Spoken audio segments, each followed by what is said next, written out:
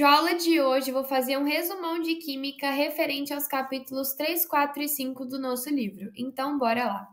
No capítulo 3, a gente vai tratar de leis ponderais, modelos atômicos pré-nucleares e modelos atômicos nucleares e também sobre modelos quânticos. Mas vamos para o nosso capítulo 3, que fala de leis ponderais. Gente, as nossas leis ponderais, só dois cientistas que trataram das leis ponderais, que é o Lavoisier e o Proust. O Lavoisier, ele falou pra gente que a soma dos reagentes tem que ser igual à massa do produto. E o Proust falou que as nossas massas e que os nossos reagentes e que os nossos produtos estão definidos em proporções. Então, eu coloquei esse probleminha aqui porque a melhor forma de vocês entenderem do que se trata as leis ponderais é fazendo exercício, né, gente? Olha, eu coloquei aqui entre parênteses no Lavoisier uso da equação e no Proust escrevi uso da multiplicação cruzada. E é exatamente isso que eu vou explicar para vocês agora. Vamos resolver o sistema 1 com a lei de Lavoisier e o sistema 2 com a lei de Proust e de Lavoisier junto. No sistema 1, a gente tem hidrogênio, oxigênio e o produto dos dois, que é a água. E a gente tem 5 gramas de hidrogênio com 32 gramas de oxigênio. O Lavoisier não falou que a soma dos reagentes tem que ser igual à massa do produto? Os meus reagentes, nesse caso, são os meus elementos químicos, que são o hidrogênio e o oxigênio. Então, se a soma dos reagentes tem que ser igual ao produto, à massa do produto, então vai ser assim, 5 mais 32 é igual a x. Não fica uma equação? Quanto que é 32 mais 5? 37. Então, a minha massa de água é 37 gramas. Lei de Lavoisier, uso da equação. Agora, Proust, uso da multiplicação cruzada. O Proust, gente, basicamente é assim, um tá para o outro, assim como o outro tá para o outro. Então, seguindo a lei de Proust, 5 tá para 7, assim como 32 está para Z. Aí a minha equação vai ficar assim, 5 sétimos igual a 32 sobre Z. E o que eu tenho que fazer? Multiplicar cruzado. Vou multiplicar o Z com o 5 e o 32 com o 7, que eu vou achar o valor de Z. Depois que eu achar o valor de Z, eu vou pegar a minha massa de hidrogênio, que é 7, o valor que eu achei na massa de Z, e aí eu vou achar o valor da massa da água. Agora, vamos para os modelos atômicos. Só que eu já falei de todos, entendeu? Para já resumir tudo de uma vez, para essa videoaula não ficar grande e ficar uma videoaula produtiva e que vocês consigam entender. O primeiro modelo atômico formado foi o de Dalton. E ele falava, gente, que o átomo é uma esfera maciça e indivisível. Mas como assim? Pensa numa bola de boliche, aquelas bolona mesmo. Não é uma esfera? Não é maciça? E não é indivisível? É só vocês pensar nessa ideia do átomo para Dalton. Aí veio o Thomson. O Thomson, ele fez experimentos com raios catódicos. O que é raios catódicos? Elétrons. Porque ele colocou lá os raios catódicos dentro de um lugar lá. E ele viu que os raios catódicos eram atraídos pela carga positiva. E cargas opostas não se atraem. Então, se ele é atraído por uma carga positiva, ele só pode ser uma carga negativa. E foi assim que o Thomson descobriu os elétrons e descobriu que o átomo é divisível sim. E ele formulou a teoria do pudim de passas. Pensa no pudim de passas, literalmente com as pontinhas pretas lá das passas. O pudim é a minha carga positiva e as minhas passas são a minha carga negativa. Ele falava que as minhas cargas negativas estavam dispostas aleatoriamente, organizadas aleatoriamente dentro de uma bola de carga positiva. Aí veio o Bohr, gente, que ele descobriu a existência do núcleo. Foi o primeiro cientista que formulou um modelo atômico que inclui a existência do núcleo. Então, ele dividiu o átomo em duas partes, o núcleo e a eletrosfera. Aí veio o Rutherford. Gente, o Rutherford, ele fez um experimento com partículas alfa para atravessar uma lâmina de ouro.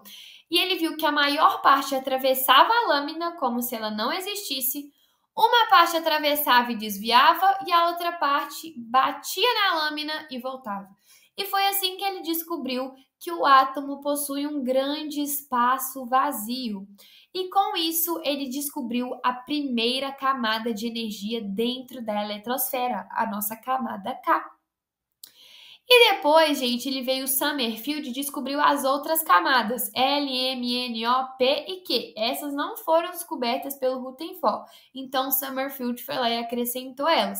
Além de ter descoberto subníveis, porque ele falou que dentro do meu nível, a gente tem áreas com mais e outras áreas com menos energia, que são justamente os meus subníveis, que são S, P, D e F. E as camadas, elas não estão posicionadas em forma circular, igual o Rutherford falou, e sim de uma forma mais oval.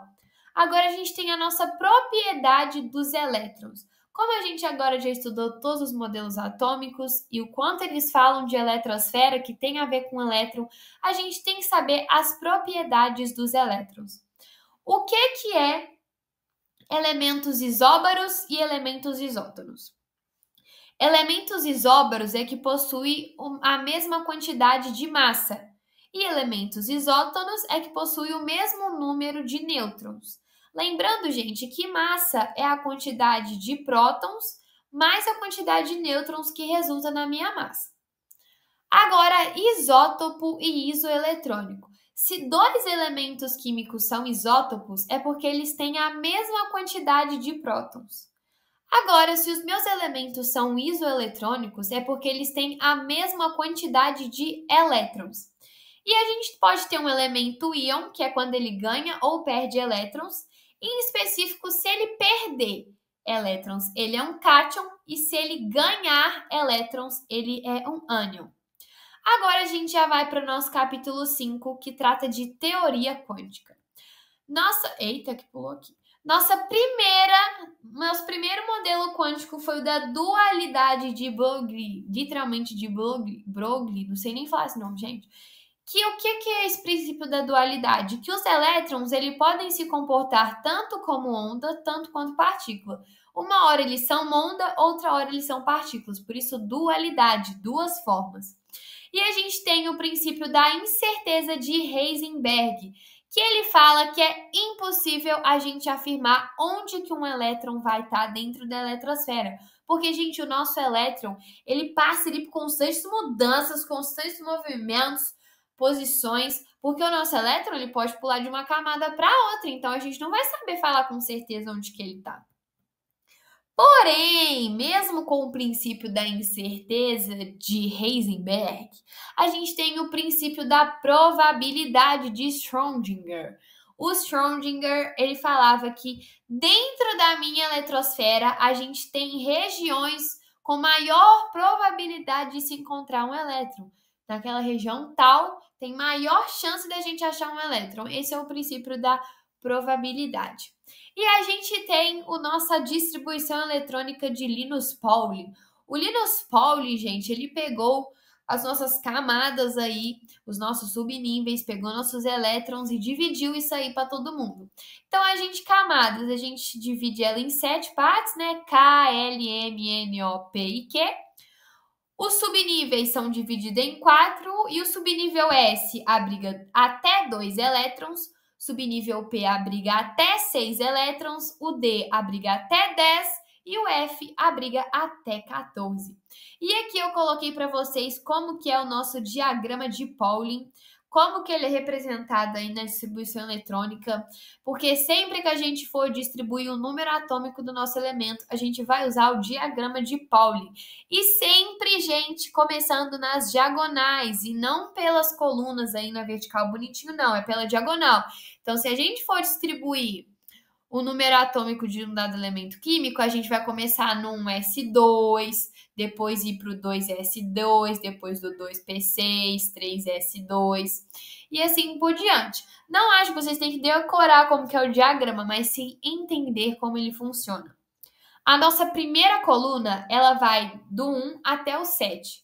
Esse 1, 2, 3, 4, 5, 6, 7, que tá antes do S, do P, do D e do F, eles são as nossas camadas. O número 1 representa a camada K, o número 2 a L e assim por diante. Partiu da segunda coluna, a gente já vai tirar uma parte de cima e tirar uma parte de baixo, que aí vai ficar de 2 até 6. Na nossa terceira coluna, a gente só vai tirar uma parte de cima, indo de 3 até 6.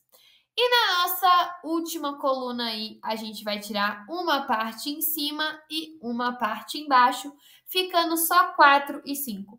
Então, pensa assim, no primeiro não tira nada, no segundo tira 2, na terceira tira 1, no quarto tira 2. E essa foi a nossa videoaula de hoje, eu espero que vocês tenham gostado. Qualquer dúvida, é só colocar aí nos comentários que eu respondo.